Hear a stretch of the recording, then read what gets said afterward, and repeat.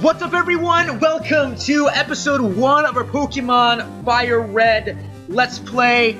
Alright, now for those of you that are coming over from the Crimson Links over to the Crimson Kingdom and you don't know why I changed, if you haven't watched the video, it's because I wanted to make content other than Pokemon, other kind of Nintendo content other than Pokemon, and pretty much everyone that subscribed to the original channel only subscribed for Pokemon. And I just, you know, I needed a fresh start because, for whatever reason, I left the channel multiple times, and that resulted in a bunch of people becoming uninterested in the channel. And yeah, I just thought I needed a fresh start, and now I've talked for too long and the intro sequence has restarted. But anyway, another thing I do want to mention, though, is I made a bunch of, like, sidebars and stuff for, you know, the gym leaders and all that stuff, and I was trying to make this walkthrough as detailed as possible because I know a lot of people, you know, that might have played through Kanto in Let's Go Pikachu and Eevee and might want to come back to FireRed and Leaf Green and play through these. Hopefully I can make a good enough walkthrough to help those people out. And that is my goal here, and, you know, I just really, FireRed is one of my favorite games. So, anyway, without further ado, enough jibber-jabbering, let's go ahead and get into episode 1. Alright, now, alright, now I'm going to make sure the set... Wait. Oh, wait, yeah, I forgot that there's not actually an options thing. You have to wait till you get into the game proper in order to change the options. But as you saw right there, I did start the game off a little bit because I had to, like, re-download FireRed. And if you guys don't know, when you download FireRed onto an emulator, for the most part, you have to mess with your emulator settings because the in-game save doesn't work right away for some reason. And if you can't save in-game, you can't do the after-game in this game because obviously when you enter the Hall of Fame, you have to save the game in order to progress. And I do plan on doing the after-game, which also means I'm going to have to catch 60 Pokemon, which, you know, it's going to be a chore, but I think I can do it because I do want to cover the after-game. I love the after-game in this game. So anyway, here's Professor Oak, and we're going to go ahead and just name ourselves Crimson here and get on with our Pokemon adventure. Now, one thing I do want to point out is I was actually playing a ROM hack of FireRed, and our protagonist was the same, but his clothes were black. I was actually debating whether or not I wanted to, you know, go into advanced maps or something and change my clothes to black, but I decided against it. But I mean, I don't know. I think that was pretty cool, but I just, you know, I don't know why. I just wanted to point that out. But anyway, getting into the game here, we're going to go ahead into a medicine bottle. Get the medicine bottle out of our PC because we might need it. You know, we're going to have a rival battle coming up, and lucky critical hit for anyone pretty much ensures the victory. So let's go ahead and talk to our mother before we leave her forever. And as we can see right here, she gets her parenting skills from the television, and this movie right here is Stand By Me. And we also determined that we need to leave our mother because 4 boys left their mothers as well. So, that you know, it's just what we need to do. Anyway, we're going to walk around over here. First thing and foremost, the most important thing we need to do in this video is talk to this guy. Technology is incredible. You can now store and recall items and Pokemon as data via PC. Alright, now, this person, what's he doing? Or she doing, sorry. Look, okay.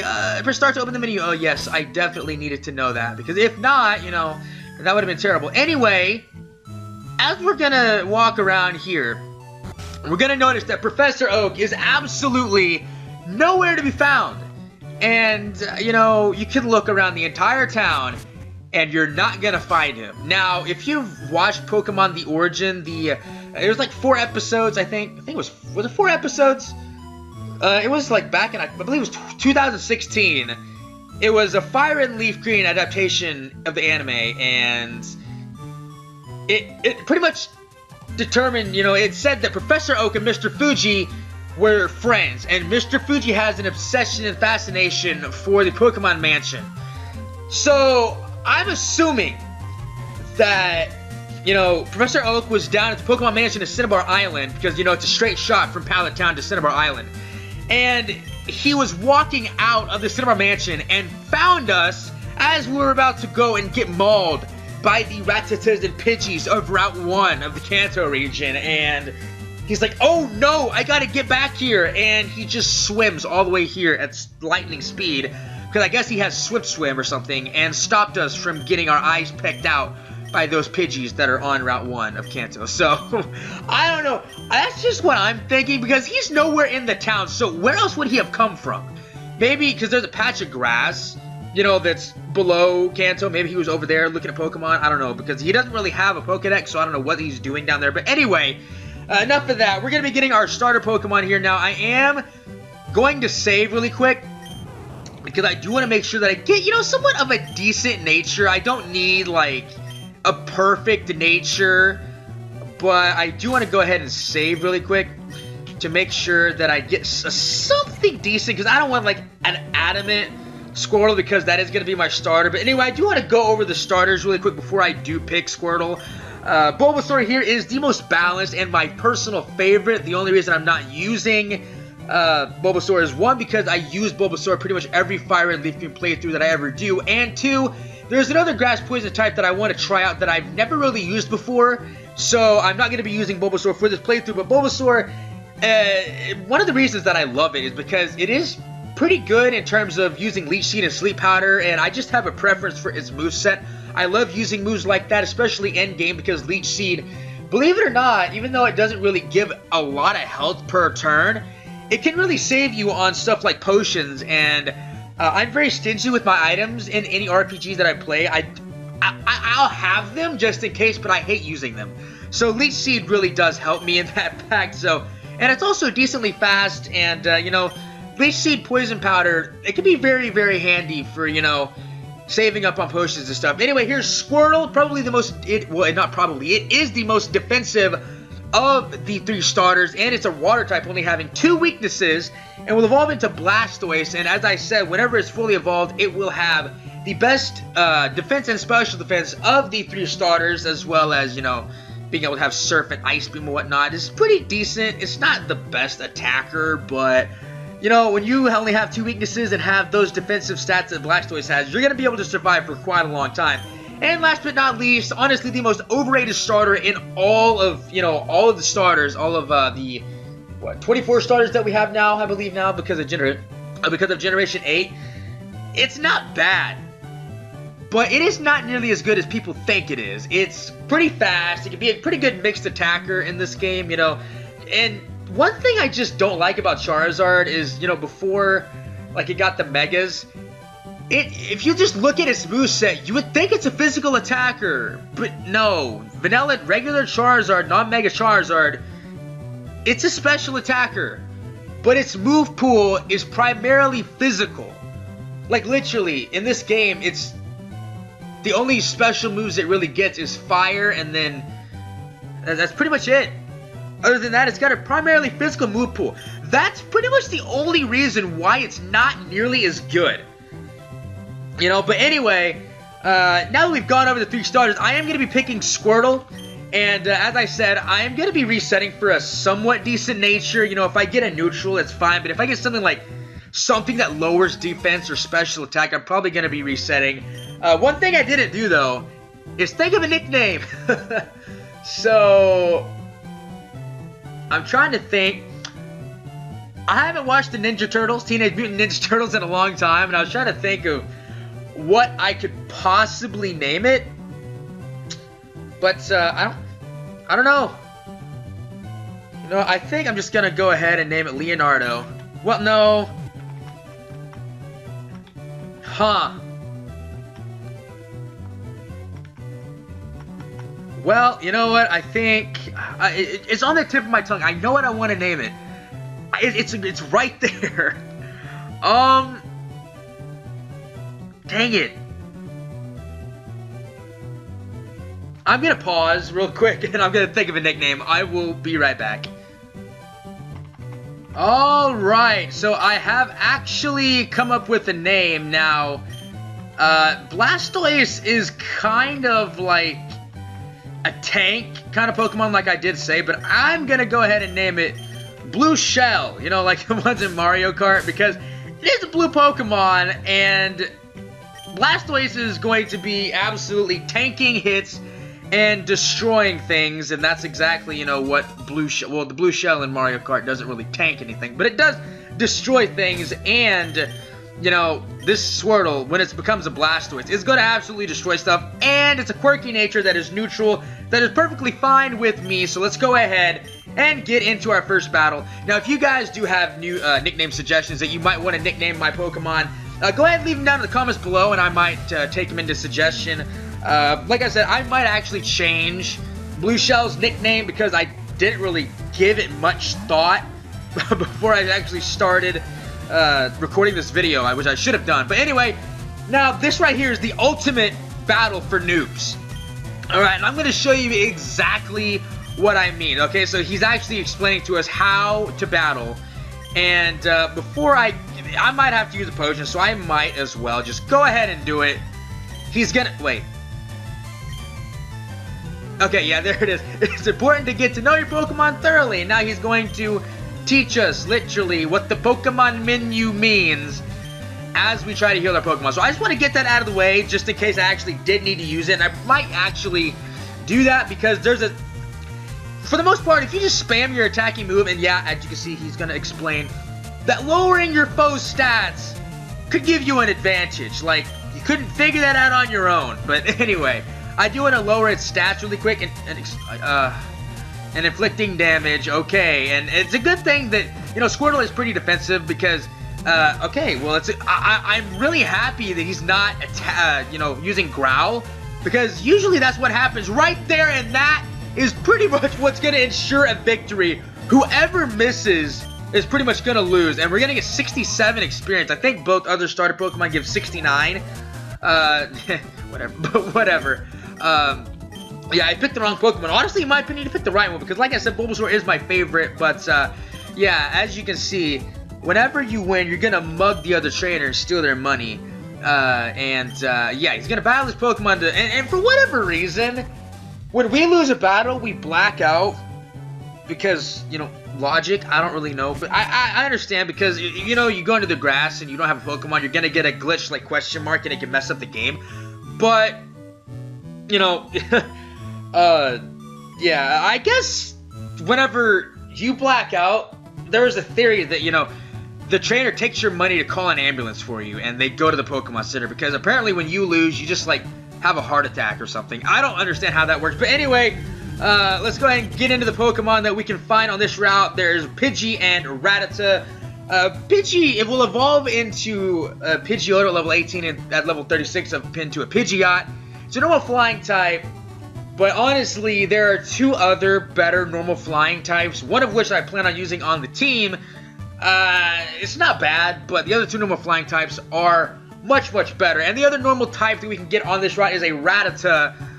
And honestly, it is pretty good early game because it does get Hyper Fang at level 13, but it does get outclassed by pretty much every other normal type in the game pretty fast. So honestly, I'd recommend just passing on these. But like I said, if you like Pidgeot, not a half-bad Pokemon to have, but it's just that the better normal flying types that you can use in the game. Anyway, right here, we have this guy that's just handing out drugs to every 10-year-old that he sees. You know, pharmaceutical kind of drugs. But anyway, he's just going to go ahead and hand out free potions. Now, I hope he got permission from his boss at the Pokemart to do that. Because if he's just handing out free samples to every new trainer, that's a lot of money that can be lost right there. So, anyway, I am going to be speeding up these wild battles in the game. And pretty much every non-important, you know, trainer battle, like just random bug catchers, because that, it's just, you know, they're not important and they're not exciting, and it just takes up way too much time at some, because there's a couple routes in this game where there's just, it's almost like there's no end and it takes forever. There's just battle after battle after battle. Anyway, what we're supposed to do is go in here and get Oak's parcel, so I guess we're going to go ahead and do that. And that's another thing. I don't understand how Professor Oak just couldn't come do this himself, because it doesn't really take too much time, and, you know, it's just, like, he has that other Pokemon. Even if he didn't have Pokemon on him, he still has Charmander there, so why he couldn't just come do this himself? I mean, I know he's 60 years old, but when you beat the game, he's going to run all the way to the Pokemon League. So why couldn't he just come do this himself? There's no excuse. Anyway, there's a free potion right there. You might need that at some point. We're going to come over here a little bit later on, so I'm not going to cover the wild Pokemon there yet, because we're going to have another rival battle coming up. But we went ahead and got that Oaks parcel. And now this guy over here, apparently this is private property, so there is his backyard. But if you talk to his granddaughter, she's saying that he's basically not letting anyone pass because he hasn't had his coffee. Pretty sure that's illegal, but if it is his property, then I guess he can do that. But his reasoning is because he hasn't had his coffee yet. So, you know what? I guess he can do whatever the heck he wants. And in the original Red and Green, the Japanese version, he's actually passed out drunk, which makes a lot more sense that he would be screaming that you can't go into his backyard and he's passed out, because you don't usually get passed out because you're drinking coffee. And I understand why they censored it, but, you know, now it kind of doesn't make sense because it's coffee and not alcohol. But anyway, now we're going to get over here into Professor Oak's lab, the laziest professor ever, and give him his stupid parcel. Now, I have no idea what this Pokeball is. Some people have theorized that it's the Master Ball. Other people have theorized that it could be the GS Ball. I don't quite think it's the GS Ball, though, because in the anime, they don't really go on the GS Ball quest until, I believe it's the Orange Islands, or after the Orange Islands saga of the anime. But now we're going to be getting the Pokedex, and I don't quite understand this, you know, because assuming that Professor Oak started his journey when he was 10, let's just say a rough estimate, he was on his Pokemon journey for 25 to 50 years, okay? We're gonna look at this Pokedex. It's completely empty. I'm too old. I can't get the job done. Okay, so even if he didn't have the Pokedex to begin with, if he caught Pokemon, why couldn't he throw them out and register them? We have an empty Pokedex. Why? Like, it doesn't make any sense. I have absolutely no idea why he didn't fill up the Pokedex whatsoever. Alright? Again, I know it's because, you know, in the game you're expected to catch all 151 Pokemon. But still, you know, Pokemon logic. Anyway, I am gonna try to grind up Blue Shell here. Because, like I said, there's going to be a rival battle coming up, and both of his Pokemon are going to be level 9, which we're not going to be doing until the next episode. Well, actually, well, you know what? I think I might actually do this in this episode. I don't know. I kind of did plan it out like that, but, yeah, I think that is what I'm going to do, but I am going to cut away, and just so you know, my second team member is going to be a Spearow.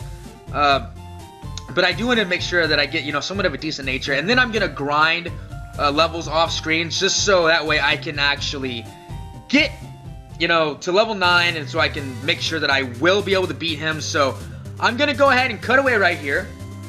And when I come back, I will have a Spearow and Blue Shell up to level 9. And then we'll have our second rival battle. So I will be back in just a moment.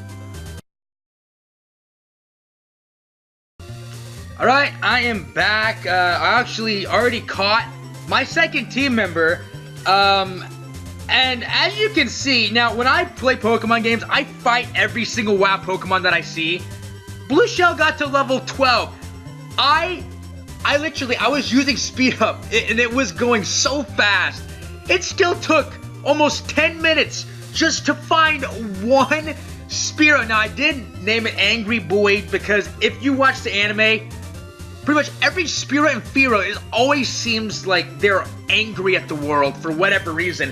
And the very first Spearow I find is an adamant nature. That's an amazing nature. We also have Keen Eye, so we cannot have our accuracy lowered, which is amazing as well.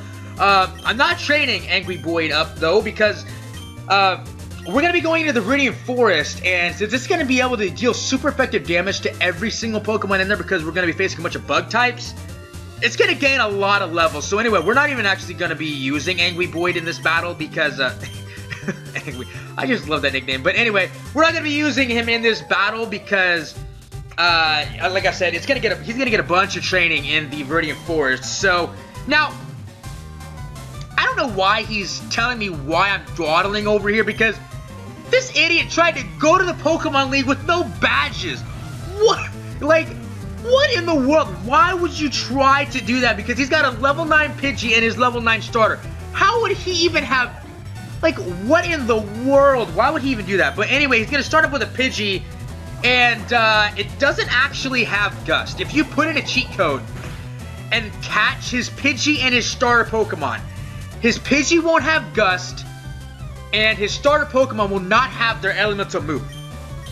And pretty much what this Pidgey's going to do is spam Sand Attack, and then just try to kill your Pokemon. So that's very annoying, so make sure you have at least another Pokemon to be able to switch out to, because you might lose just because of accuracy BS, and that is not the way to go out.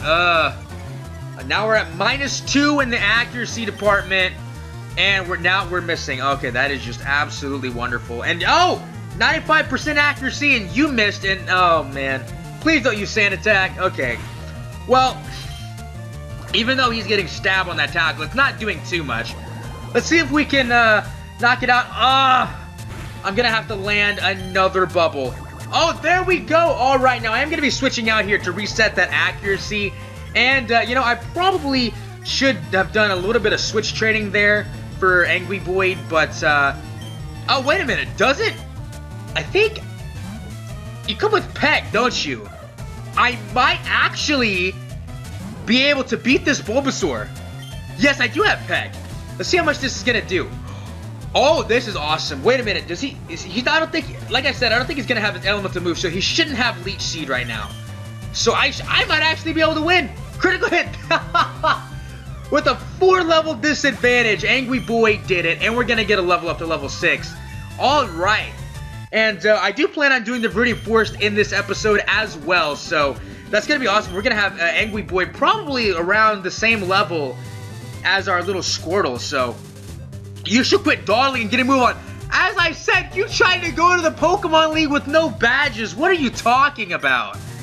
Alright, so let's go ahead and put Angry Boyd up into the front. And we're going to go ahead and heal up our Pokemon. And head into the Viridian Forest. One of the many places that as a kid when I first played, I got hopelessly lost. Now, it's not really hard to navigate now, but... You gotta understand, back in, I believe it was 1998, I was 3 years old when I first started playing Red and Blue. Oh, I forgot, we're gonna have the mandatory Pokemon catching tutorial. But anyway, as he's doing this, I'm gonna show it just in case you don't know for whatever reason. Anyway, as you know, there was no backlight on the Game Boy back then, so it was hard enough to see. So you had to kind of like go to like a lamp or any kind of light source to be able to see. So, 1, it was hard to see, and 2, I had terrible sense of navigation when I was a child. I was like, what, 3, like I said, 3 years old? And there's so many different directions you could go, and that just confused my 3-year-old mind. I was hopelessly lost in there. And same thing for a lot of other dungeons that I'm going to just go ahead and, you know, tell a story about my first experience with a certain dungeon as we go into it. But we're going to be going through the Viridian Forest in this episode as well, because I want to go ahead and get it out of the way. Oh, and I don't remember what that item is, but we're not going to be able to go over there and get it until we get cut. Now, oh dang, I don't remember what Pokemon we can actually catch on this route. I believe it's just Pidgey and Rattata. Just the same thing as Route 1, and it looks like, yeah, that is the case. So, oh, wait a minute. I actually needed to go stock back up on Pokeballs, because I am going to be catching... pretty much not really every single Pokemon in the Pokedex, but I do want to make sure that I have enough Pokemon, because you're actually going to be getting rewards for the amount of Pokemon you're catching. Now, I don't remember exactly what they are. I know 10 will get you the Flash HM, which you're going to need for a certain dungeon in the game. 20 will get you in Everstone, I think, which you really don't need other than... what would it be? Just not using the B button, but really it is to pass down specific natures when you're breeding, but you're not going to be able to do that in this game till the after game. 30 will get you the item finder. 40, I don't exactly remember. I'll put it up on the screen right now, everything that you get. for catching a specific number of Pokemon. 50 will get you the experience share, which will help you a lot. And right there, I just kind of... I don't know why I remember every single time. Maybe just because I'm a huge Pokemon nerd, that there's an antidote right there. Also, the trees in the Viridian Forest all kind of look like bodybuilders, which is kind of weird. But anyway, yeah, 50 will get you the experience share, and 60 will get you access to doing the entire after game in the game. But 40, like I said, I'll just put it up on the screen. I don't know. I don't remember exactly what it is. But anyway, in Viridian Forest here, we're going to be able to catch Caterpie, Weedle, Metapod, Kakuna, and Pikachu. I actually looked this up because I thought that you would be able to get Light Ball on Pikachu in this game, but that's not the case. It's only an Emerald. So we're going to go over here. Oh, there's actually not an item. So, and also in this game, you don't actually get the running shoes until after you get your first gym badge, which really, it is very stupid because they already made Ruby and Sapphire. They already had the running shoes invented, so why in the world we needed to wait until after we get the first badge in this game is beyond me, because it is extremely annoying and it's very slow paced until you get them. But you know, it's whatever. And as you can see, I am going to be just catching these Pokemon as I go along here, so I don't have to, you know, do it after I get done with this episode. So let's go over here and fight one of the many bugs that we're going to be fighting. And if you did not pick Bulbasaur, or Charmander for that matter, if you have Squirtle, you need to go get a Spearow. Just for the simple fact that if you do not one-hit KO these Weedle that are in here, you're going to get a chance to be poisoned. There's a lot of Weedle in here and a lot of Poison Sting. Unless you go out and buy a bunch of antidotes, you're going to be getting poisoned a lot. Because the Poison Sting, it says in the game text that it is 30%.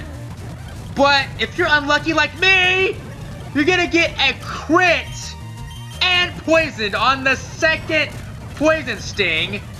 Alright, and I'm actually not getting poisoned right here, which is extremely lucky. And we're going to be getting Water Gun. Alright, I'm going to go ahead and get rid of Withdrawal, because I'm probably never going to use that in my life. But, yeah, you're going to be getting poisoned quite a lot.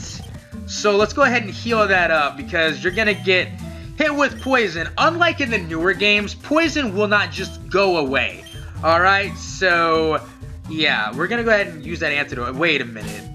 I didn't oh boy, I didn't stock up on antidotes.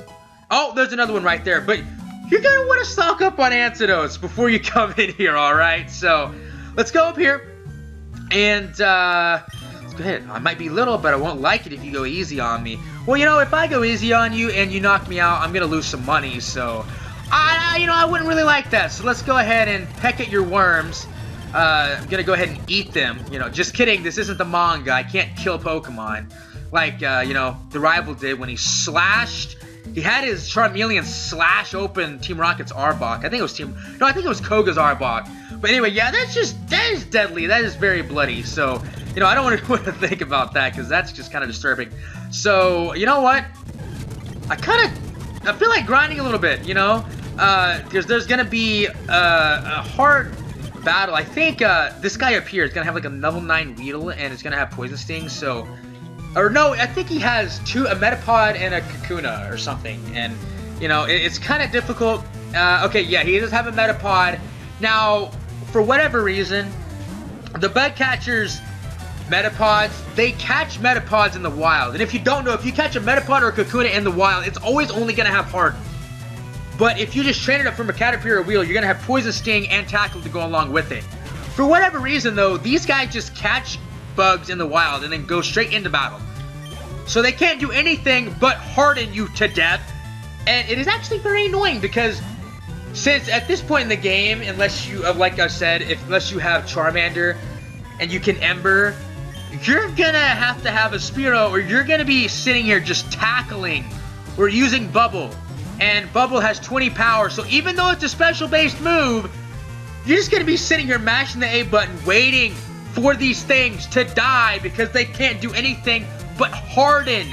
And it is very annoying. So make sure, like I said, have a Spearow so you can deal super effective damage, so you're not sitting here battling a Metatot for 20 minutes, because I don't know about you, but that's not how I want to spend a lot of my time trying to knock out a Metapod. So, anyway, we're going to go over here now.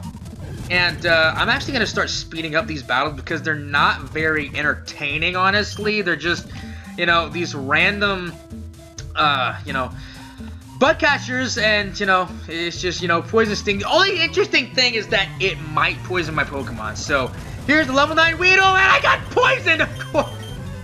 Of course, I would jinx it. But we are finally out of here. I don't want to... Okay, thank you.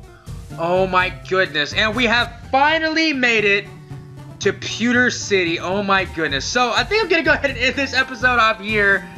Gonna cool down from getting poisoned almost every time that I got a poison sting thrown my way in this episode. And in the next episode, you guys, we're going to be exploring Pewter City and taking on the first gym. I hope you guys enjoyed this episode. And I will see you guys next time. Goodbye.